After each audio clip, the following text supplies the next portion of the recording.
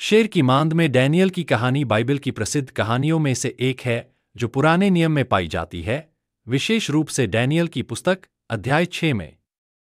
यहां धार्मिक परंपरा के अनुसार एक विस्तृत विवरण दिया गया है। डैनियल बेबीलोन में रहने वाला एक यहूदी निर्वासित था जो अपनी बुद्धि और ईश्वर के प्रति वफादारी के लिए जाना जाता था।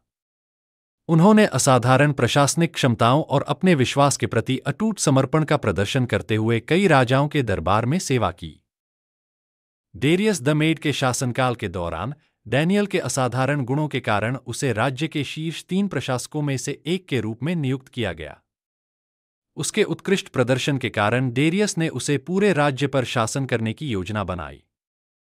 इससे अन्य अधिकारियों और क्षत्रपों में ईर्ष्या भड़क उठी। डैनियल के आचरण में कोई दोष खोजने में असमर्थ होने पर उन्होंने उसकी धार्मिक प्रथाओं को लक्षित करने के लिए एक योजना तैयार की। अधिकारियों ने राजा डेरियस को यह आदेश जारी करने के लिए राजी किया कि 30 दिनों तक राजा के अलावा कोई भी किसी भी देवता या मनुष्य से प्रार्थना नहीं कर सकता। इस आदेश की अवज्ञा करने का दंड शेर की मांद में डाला जा रहा था। यह डिक्री मेडीज और फारसियों के कानूनों के अनुसार बनाई गई थी। निरस्त नहीं किया जा सकता था।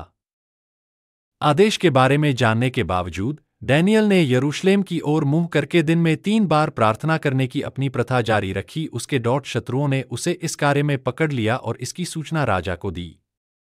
डेरियस, व्यथित और पछतावा, डैनियल को बचाने का एक रास्ता खोजने की कोशिश की, लेकिन अंततः उसे डिक्री को बरकरार रखना। डैनियल को सिंह की मांद में तोड़ दिया गया था और प्रवेश द्वार पर एक पत्थर रखा गया था जिस पर राजा की अंगूठी और उनके सरदारों की अंगूठियों को सील कर दिया गया था। राजा डेरियस ने डैनियल की मुक्ति की आशा की, उपवास किया, रात की नींद हराम कर दी। भोर होने पर राजा सिंह की मांद की ओर दौड़ा और दानिएल को पुकारा। अपनी बड़ी राहत के लिए डैनियल ने जवाब देते हुए कहा कि भगवान ने शेरों का मुंह बंद करने के लिए एक स्वर्गदूत भेजा था क्योंकि वह भगवान की नज़र में निर्दोष पाया गया था। डैनियल को कोई नुकसान नहीं हुआ क्योंकि उसे ईश्वर पर भरोसा था। तब राजा दारा ने उन लोगों को जिन्होंने दानिएल पर दोष लगाया था अपने परिवारों समेत सिंह की मांद में डाल देने का आदेश दिया। इससे पहले कि वे फर्श पर पहुंचते, शेरों ने उन पर कब्जा कर लिया और उनकी सारी हड्डियां कुचल डालीं। इस त्वरित प्रतिशोध ने डैनियल पर दैवीय न्याय और सुरक्षा को रेखांकित किया। राजा डेरियस ने अपने राज्य के सभी लोगों, राष्ट्रों और भाषाओं के लिए एक नया फरमान जारी किया जिसमें डैनियल के भगवान के प्रति श्रद्धा की घोषणा की गई। उन्होंने परमेश्वर को जीवित परमेश्वर के रूप में स्वीकार किया जो सदैव कायम रहता है, जिसका राज्य नष्ट नहीं होगा और जिसका प्रभुत्व कभी समाप्त नहीं होगा। डेरियस ने ईश्वर के उद्धार और डैनियल के जीवित रहने के माध्यम से प्रदर्शित चमत्कारी शक्ति की प्रशंसा की।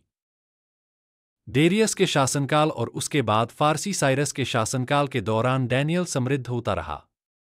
उनकी कहानी आस्था, दैवीय सुरक्षा और बुराई पर धार्मिकता की विजय के विषयों पर प्रकाश डालती है।